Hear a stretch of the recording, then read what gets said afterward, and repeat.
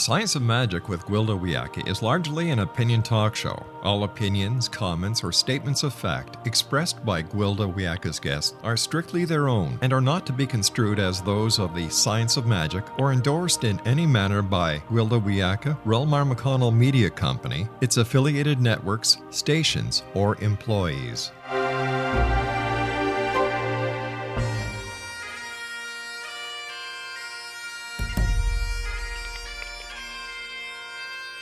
Welcome to the Science of Magic with Gwilda Wiyaka, a program dedicated to uncovering the unified nature of reality and humanity's ever-evolving place as truly galactic beings. For more information on the Science of Magic with Gwilda Wiyaka, visit us online at www.thescienceofmagic.net.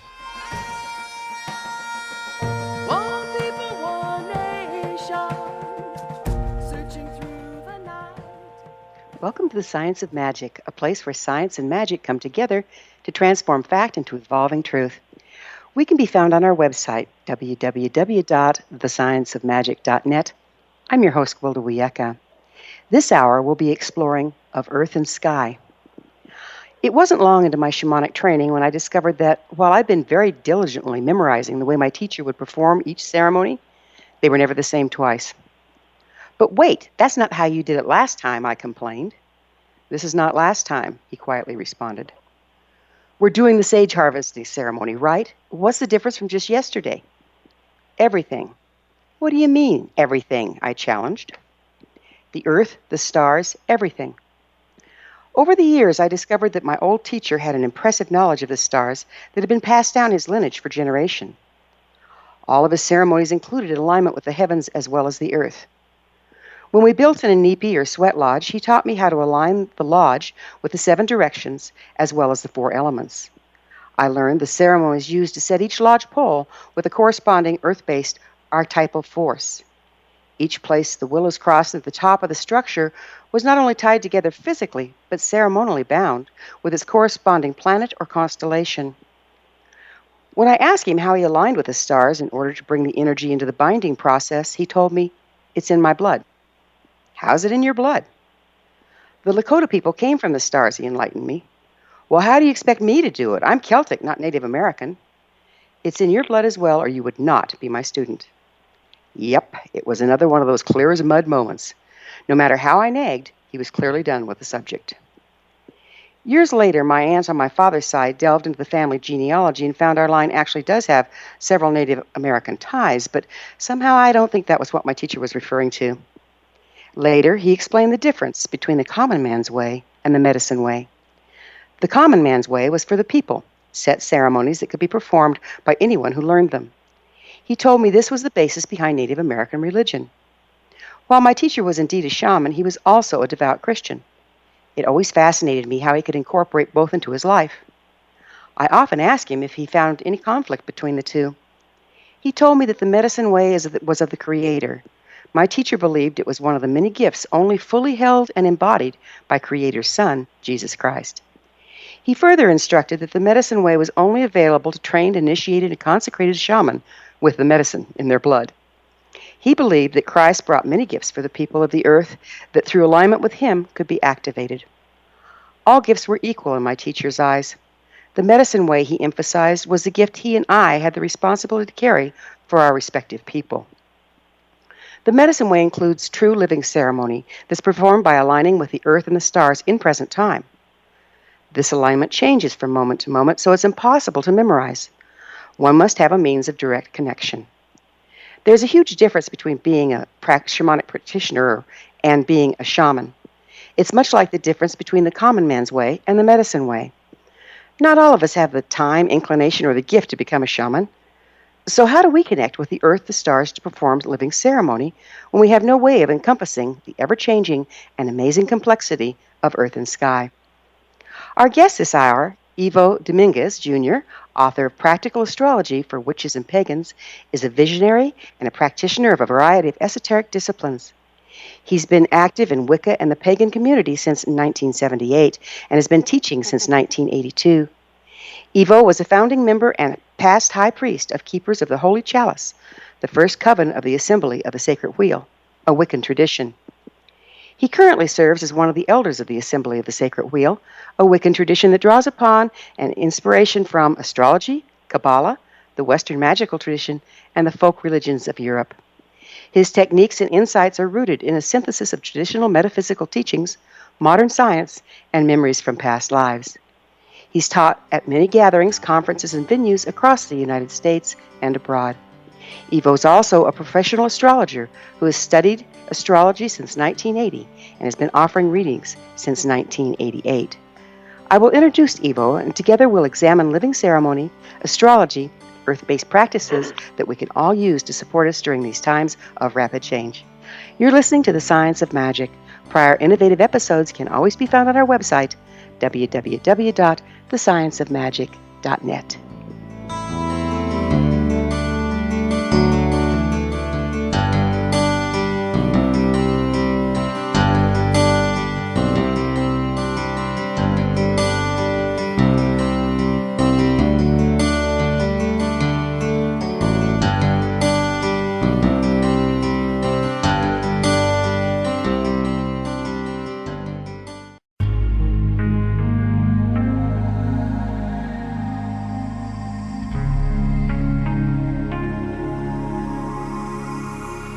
The scientist and the mystic have been on an age-old, relentless search with one thing in common. They seek truth. Their paths converge in the 40,000-year-old practice of shamanism, an ancient science delving to the quantum level of life, facilitating healing, manifestation, and evolution.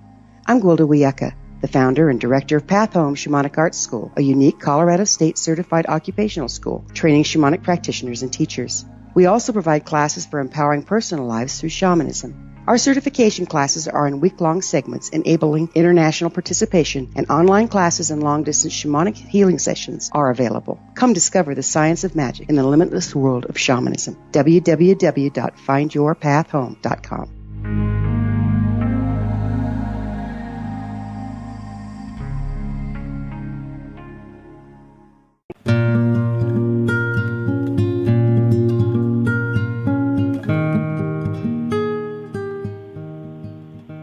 Welcome back. This is The Science of Magic, dedicated to unification and evolution of consciousness.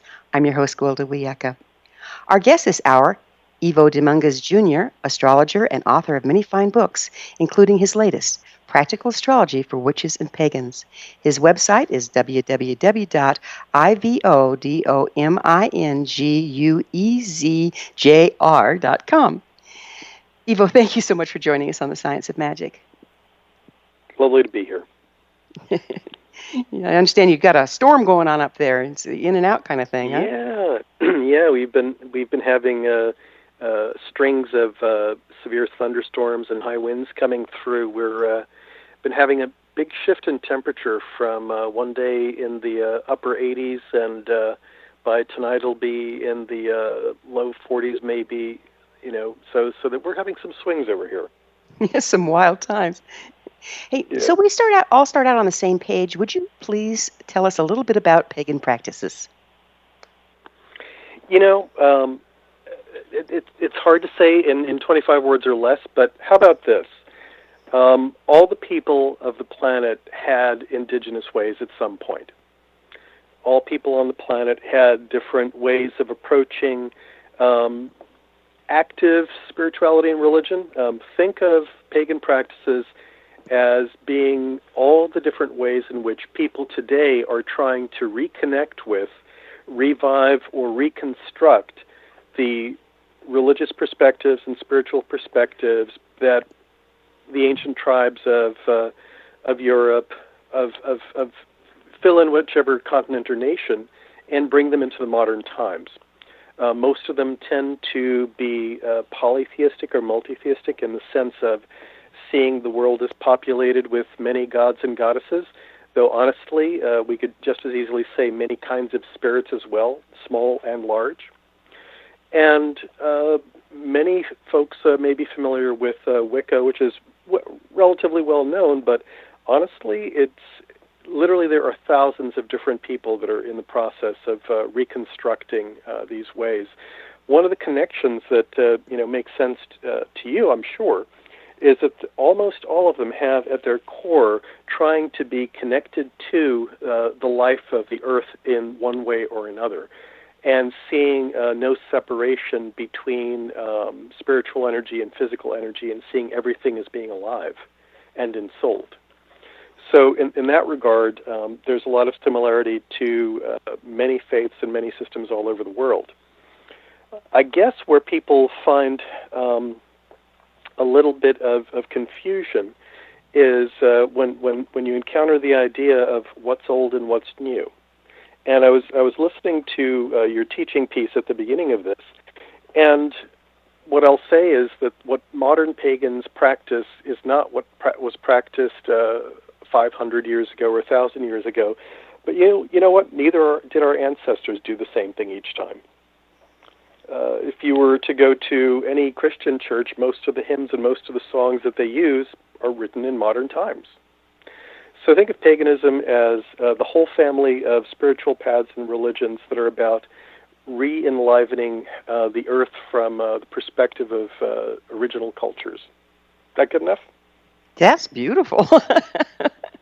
My teacher always impressed on me that it was our job as humans to unite heaven and earth through us, so that they could both be present. Do you have something to say on that? Yeah, I mean, one of the things in our tradition, the Assembly of the Sacred Wheel, is that we view as one of our missions to re-enchant the world, which really means re-enchanting ourselves, because the world never lost our enchantment, we just lost our connection to that. So long as we view all levels of reality as holy and sacred, then we're on the right track. So long as we see all living things as being part of life, in the big sense, all capital letters, then it's all good. One of the things also that's modern pagans are about is also trying to integrate that into resolving some of the problems that have arisen because of the different ways societies have existed. I'd say that a lot of pagans work to a great degree with the goddess or the feminine divine, because not that the masculine divine doesn't exist, but we've had so many millennia of the feminine divine being pushed down that we work to rebalance things by often emphasizing the feminine principle or Mother Earth. Gotcha. And that relates to the astrological ages, really, doesn't it? It's not like men got up one day and said they were going to dominate. It's just we've been in a time where the feminine is a little more recessive and the masculine more up front. Is that what you experience? Yes, I would say that with no negative aspersions to the Abrahamic religions. The whole family of Judaism and Christianity and Islam. One of the things that unfortunately occurred during the age of Pisces, the age in which they flourished, was the diminishment of the role or the power of women overall. And we're at a time where we're shifting from one age to another, and honestly, it's better to think of that as changing from one season to another. And when you move from one season to another, as we're having right now, right here at my home, there are storms. So that as we move from one age to another, there's often turbulent psychic weather and turbulent political and emotional weather as we change from one paradigm to another. And it is, likely and probable that as we move further and further into this new season, this new time in the great year of the zodiac, that we will have a resurgence or a rebalancing of some of the things that got out of balance. And I won't say it was exactly the nature of the age that caused that, but what I'll suggest to you is that whenever we come to the transition from one age to another, part of the hard part is trying to figure out what are the good things that were learned in the last age that we're completing that we need to bring forward, and which of the things need to be set aside as no longer serving. And unfortunately, because humans have free will and we make our own choices to a degree, we often make incomplete or poor choices. So some of the things that get brought forward are the wrong things and whatnot. So one of the things that I tell everyone is that if you were born in this time period, you have a little bit more responsibility than probably your immediate ancestors, because you are as individuals and us as collectives are setting the tone for the next 2,000 or so years. So what we do now does have a formative impact, and I have no compunction against saying that 500 years from now, 1,000 years from now, people will be looking back in this era, and they'll be marking it as the time when things changed in a big way in the world. Exactly what that will be is still to be determined by our choices and actions. That's a heavy responsibility, isn't it?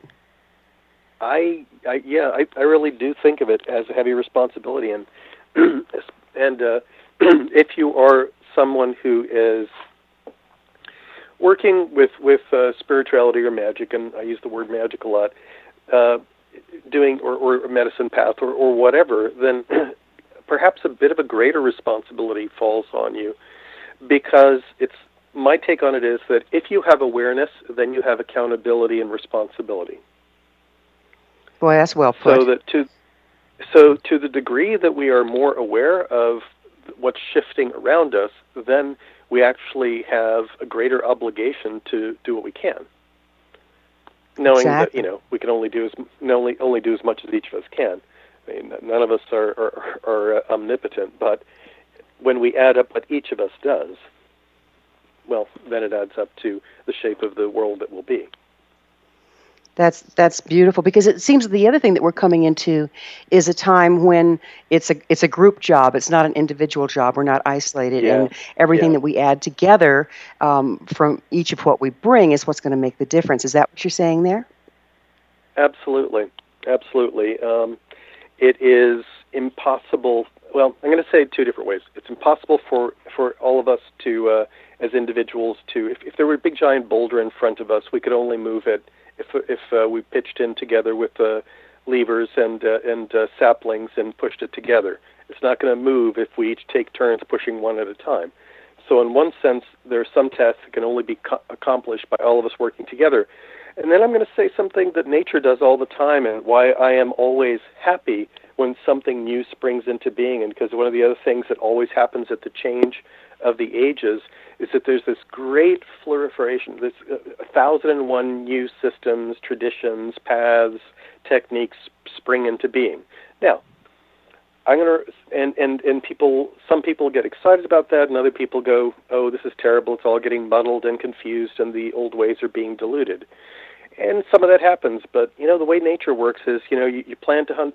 An acorn doesn't necessarily turn into an oak tree. It takes about 100 acorns falling on the ground and being carried off by the squirrels and buried, and out of that 100, maybe 2 or 3 will actually get to grow up to be a full-grown oak tree. That's the beauty of nature, though, isn't it? Is that generous nature? It is. that it all doesn't have to be used for one purpose. Right. And right now, all these people and things that are creating new paths and new ways, some of them will eventually turn into the oaks that support the future. But all of them matter because you don't know which ones are actually going to end up being the pillars that uphold the future. Got it. In about a minute, do you think you could define magic for us? One of the easiest ways of looking at it, some people say it's prayer with muscle behind it. I would say that magic is when you are actually connecting your life forces with those of external beings or spirits, or the life force of particular places or plants or animals.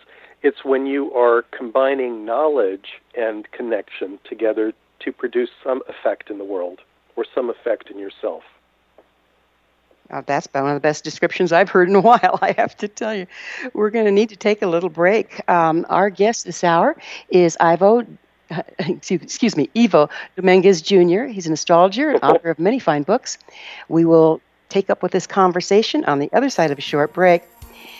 You're listening to The Science of Magic. I'm your host, Gwilda Wiyaka. If you'd like to hear more previous broadcasts of innovative episodes, can always be found on our website, www.scienceofmagic.net.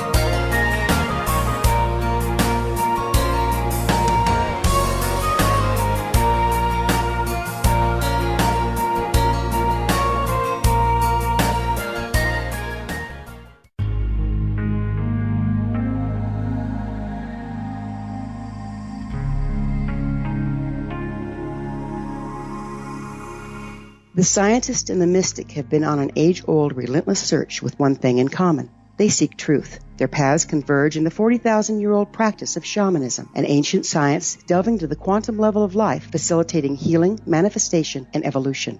I'm Gwilda Wiyaka, the founder and director of Path Home Shamanic Arts School, a unique Colorado State certified occupational school training shamanic practitioners and teachers. We also provide classes for empowering personal lives through shamanism. Our certification classes are in week-long segments enabling international participation, and online classes and long-distance shamanic healing sessions are available. Come discover the science of magic in the limitless world of shamanism. www.findyourpathhome.com.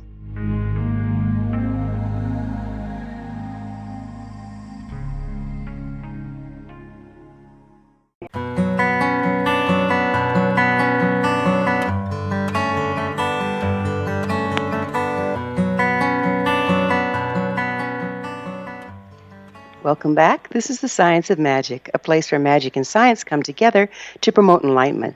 Visit us online at www.thescienceofmagic.net. I'm your host, Gwilda Wiyaka. Our guest this hour, Ivo Domínguez Jr., astrologer and author of many fine books, including his latest, Practical Astrology for Witches and Pagans. His website is www.ivodomínguez.com. Ivo, we were talking about magic, and I loved your definition of it. What do you mean when you talk about systems of magic? Okay. So, for example, if you say astrology, I consider that to be a sacred science, or Hermetic Qabala, or Hermetics in general. Anytime that you have a system that is attempted to understand the mechanism of the laws behind how things happen in the subtle realms, in the unseen realms, that constitutes a system of sacred science or a system of magic, which is not the same as patterns of ritual or patterns of ceremony.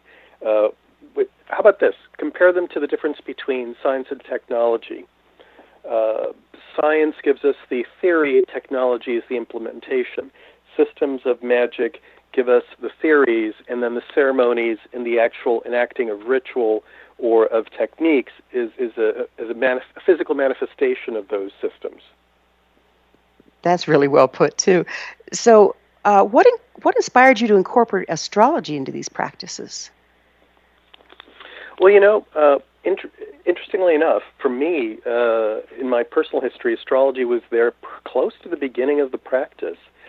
I had encountered a lovely woman named Ellen Reardon, who was my first teacher of astrology, about the same time as I was doing some of my serious early studies in magic and in paganism and the Western mystery traditions, so that I always saw them as connected. And it was only recently, in the last X number of years, that I realized just how few people see them as interconnected, even though people talk all the time about how they want to have their work that they do be in congruence with or in harmony with the flow of nature around them. Well, what's happening in the heavens is also part of the flow of nature. So understanding how to connect with and how to attune yourself to the celestial forces makes it easier to work with the ones that are here on the earth right in front of us. So the book itself arose out of my desire to help make astrology workable for people. One of the problems with so much of the material that's out there is that astrology often is written for other astrologers rather than for people that are following a spiritual path but don't necessarily want to grow up to be an astrologer. So how about this? Everybody needs to know enough math so that they can, balance their checkbook or do the basic things related to life. But most people have no temperament nor inclination to become a theoretical mathematician. So I'm presenting astrology. Yeah, so I'm presenting astrology as something that it can be viewed as a language, a symbolic language that describes the flows of energy in nature. A way of approaching it through images and through words and ideas, as opposed to presenting it primarily as a mathematical discipline. The other bit is that most of the stuff that's out there, most astrologers are not magical practitioners. In If you go to your, average astrology convention, of which there are many, most of them are there because they are honing their skill at using astrology to either provide psychological insight or a predictive ability for their clients, which is good stuff. Some of them do involve themselves in spiritual matters as well, but for the most part, it's really a separate thing altogether. This book was written because I had too many friends that were saying, well, why don't you make it understandable and make it so that I can figure out ways to pay attention to how my meditations, my contacts with spirits, my rituals are either being helped or hindered by me not paying attention to what's actually happening in the moment. Okay, so say for instance, like one thing I learned early on when I'm working with my clients is that good old Mercury retrograde has a really bad name, right? But depending on where it falls in a person's sign, what I've actually found is if you're cognizant of where that is, it really assists going back and going deeper into your old issues in order to unearth and clear them. Is that an example that you would be using? Sure, because one of the other things is that Mercury retrograde can be difficult, but it doesn't have to be. The truth is that almost everything that is occurring at any given moment can either be turned into an onerous, burdensome thing, or it can be turned into a challenge that makes you have new insights, or a challenge that builds muscle, or in the case of Mercury retrograde, I often see that people often have breakthroughs in counseling sessions during Mercury retrograde because it's easier for them to backtrack over the old stuff that they thought that they were done with. Yeah, I've really seen that. So it's a matter of cooperating with the ambient frequencies rather than working against them. And through your system, do you give an overview that people can then use the knowledge to know what they're cooperating with? Yeah, one of the things that first is to actually understand, what's going on with astrology, because I believe that if you understand how something is working, then everything else makes more sense, and it's not just memorizing 3,000 facts. You get a more holistic, a more organic understanding of it. So let me give a really quick image, because there's actually a path working in the beginning of the book, so that's something that I hope people actually record and listen to themselves or have a friend read it to them, but basically an image of a celestial temple to describe how astrology works. And imagine that the planets in the heavens represent these huge sources of energy, of light streaming forth. And each of those has their own unique frequency, or you can think of it as color, their own pattern. And those planets then are floating in the heavens, and you're standing in this amazing celestial temple in the middle of some beautiful sacred place. And in that temple, there are 12 stained glass windows, and each of those represents the 12 signs of the zodiac. Well, as the planets move, the light that they carry passes through those 12 signs, those 12 stained glass windows. Well, whatever color that light is now shaped yet again by the colors and the forms that are in that stained glass depicting the pattern of that sign. And then that beam of light eventually makes it to the floor of the temple where you're standing. It reaches Earth. And then as we've all been in a place where you've seen the motion of light across the floor and the different ways that the beam of light stretches and contracts. And that's exactly what you see when you come all the way down to a chart, when a planet, through a sign, lands all the way on Earth and ends up in a chart. So that basically the planets are like the original sources of the power. The 12 signs, when a planet's in a sign, gives you the flavor and some of the form of the energy. And then when it touches ground, it actually takes yet again the shape of the terrain, which is what happens in a birth chart or what happens in a chart for a moment. So the first part is understanding what the planets are, and then the next part is understanding what the signs are. And then at any given moment, if you know nothing else but that the moon is in a particular sign, and you can look that up just about anywhere, it tells you everything you need to know about the day. Have you ever been in a situation where there's drumming going on, and after a while it's impossible, no matter who you are, you're going to be tapping a toe or moving a finger or bobbing your head. If there's a drum beat, you're going to tune into it and begin to respond to it, even if you're trying not to. The moon is like a giant drum in the heavens, and the 12 signs are 12 different rhythms. So that every 2.5 days the moon goes into a different sign, and the whole world is listening consciously, unconsciously to that rhythm of energy in the background, and that's why people behave a particular way when the moon is in Cancer, or behave a particular way when the moon is in Sag, and it doesn't matter what your birth chart is because the whole world is hearing the same drum beat. So we're all marching to the same beat, basically. And we all dance in our own way, and we all move in our own way, but we are affected. We are all affected to some degree by the fact that that is the biggest note in the background, the biggest That's rhythm in the background. That's a beautiful analogy. Beautiful. We're going to have to run off and take another break, I'm afraid. Sounds good. But we'll return on the flip side of this break. Sure. We're talking to Ivo Domínguez Jr., astrologer, author of many fine books, including his latest, Practical Astrology for Witches and Pagans. And we'll be back on the flip side of this short break. You're listening to The Science of Magic, the place where altruistic professionals of science and the esoteric create common ground for the betterment of our world. You can always listen to previous broadcasts on our website, www.thescienceofmagic.net.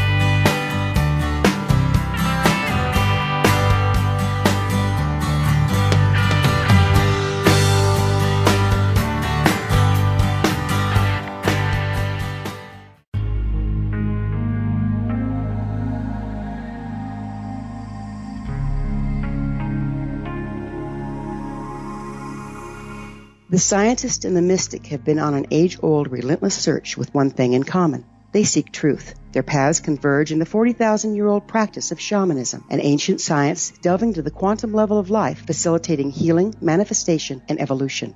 I'm Gwilda Wiyaka, the founder and director of Path Home Shamanic Arts School, a unique Colorado State-certified occupational school, training shamanic practitioners and teachers. We also provide classes for empowering personal lives through shamanism. Our certification classes are in week-long segments enabling international participation, and online classes and long-distance shamanic healing sessions are available. Come discover the science of magic in the limitless world of shamanism. www.findyourpathhome.com.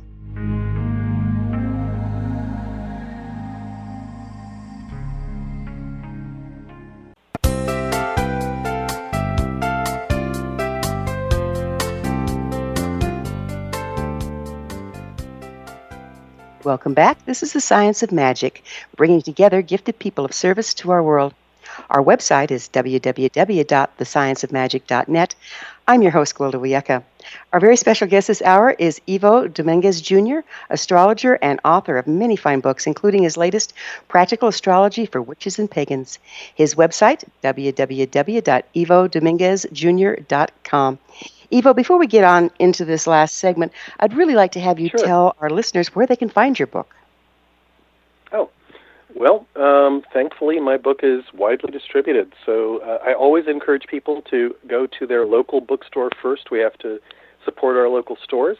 If that's not an option for you, Barnes & Noble, Amazon, pretty much any normal source for books will have my books. Perfect. And I, having had it in my hand, I highly recommend it. It's a great book. How do you see as astrological conditions affect ceremony, spirituality, religions, and systems of magic across the ages? Okay. So I mentioned how the moon and the sign that it's moving through affects all of us in a big way. Mm-hmm. So let me, and we kind of started with talking a little bit about the ages at the beginning.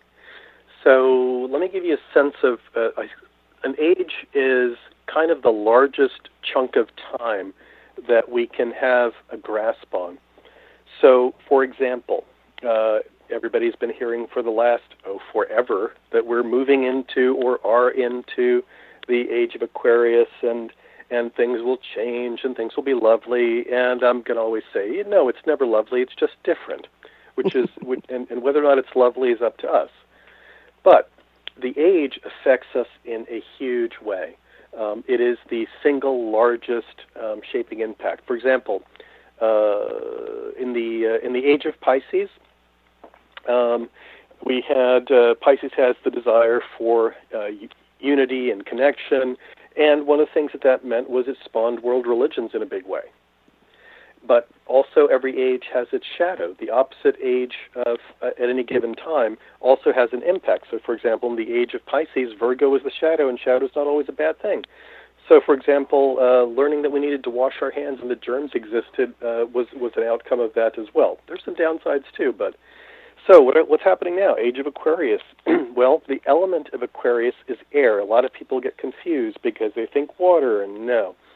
You see the image of Hebe originally, and then Ganymede pouring this chalice or this pitcher or this urn full of water.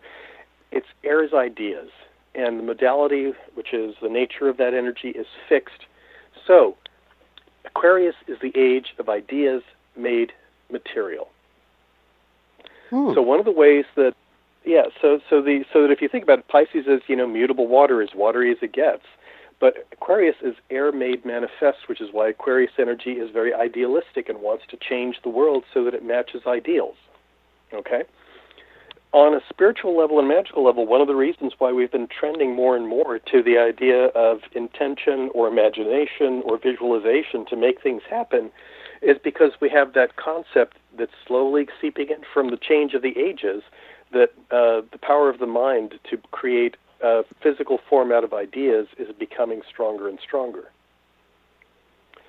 So that's one of the trends. By the way, the Leo part of it is kind of juicy as well, because Leo loves smells and bells and pomp and circumstance and ceremony, which means that we're not losing ceremony. We're still having the joy of actually doing things, but we're doing the ceremonies for the joy of them.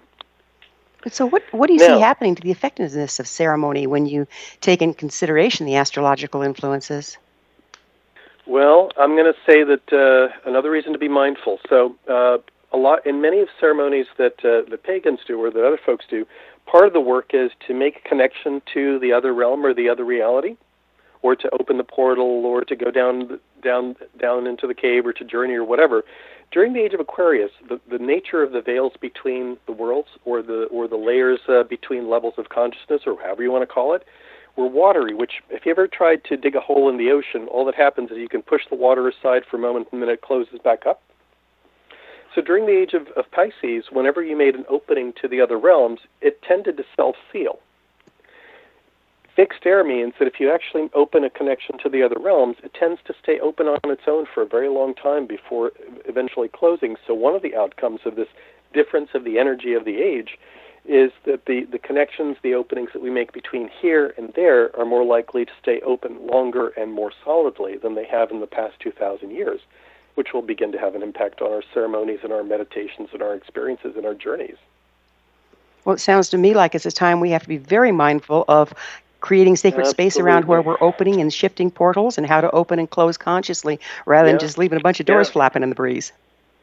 Right, because in the past, eventually they self-sealed because that's the nature of that watery energy, but fixed air tends to keep the connection open, which can be, once again, is it a good thing or a bad thing? It's all about if you're mindful. Mindfulness is the key, isn't it? No matter what the age. Yeah. It doesn't matter which age, and it doesn't matter which tradition. Exactly. So does a person have to subscribe to paganism as a religion for all this to work for them? No. I mean, we have members in our tradition that also are Unitarians. We have members in our tradition that are also Quakers. I mean, the only thing that I would say is that if you get 3 pagans together, you'll have 12 opinions about anything. So one of the difficulties is that it is not a religion of a book, it's the religion of all books. Gotcha. So it's a unifying force of sorts. It can be. I mean, there are certainly people that fall in love with a particular set of gods and goddesses, a particular cultural path, in the same way that, from what I gathered from listening to the first part of this, that, in the same way that someone may choose to follow a specific native path, Somebody may choose to follow a specific strand of this broader thing called paganism or heathenism or whatever. So there's some people that are very much have their hands in many places, and some that are drawn to specific gods and goddesses or traditions. So that it's really very individualistic. I would say that pagan is more a style of thinking than it is a style of belief. And in fact, practices are more important than belief in paganism. One of the things that happened during the age of Pisces, especially with most of the major world religions, is that the focus began to be on, this is what you believe if you're part of my religion. Well, prior to the age of Pisces, it was were you making offerings? Were you following the ceremonies? Were you celebrating the holidays? Were you talking to the spirits or the gods and goddesses? That was the marker of whether or not you were observant, not what you believed. Oh, that's interesting. So pagan, yeah. I mean, most prior to the last 2,000 years or so, the idea of you have to adopt this creed to be part of my faith was a foreign concept. Oh, isn't that interesting? And hopefully, as we're moving into Aquarius, there'll be more flexibility there too, right? If we choose that. Because So ideology can also be very rigid. Half a minute left. What other books have you written? Casting Sacred Space, which is a book that's all about exploring the different ways to create and maintain sacred space for rituals and meditation. Also, Spirit Speak, which is a book about how to commune with, talk with, work with a wide range of spirits, everything from nature spirits and ghosts to gods and goddesses. And I also have another book that'll be out in another year or so that's on basically psychic development or inner sense development. Well, we're going to have you back when that one comes to press. Ivo, it's been wonderful working with you. Thank you so much for being with us. Thank you. This has been The Science of Magic. Remember, you can always listen to past thought-provoking episodes on our website, www.thescienceofmagic.net. Until next time, dear ones, may you be blessed with knowledge, comforted with love, as you align with earth and sky.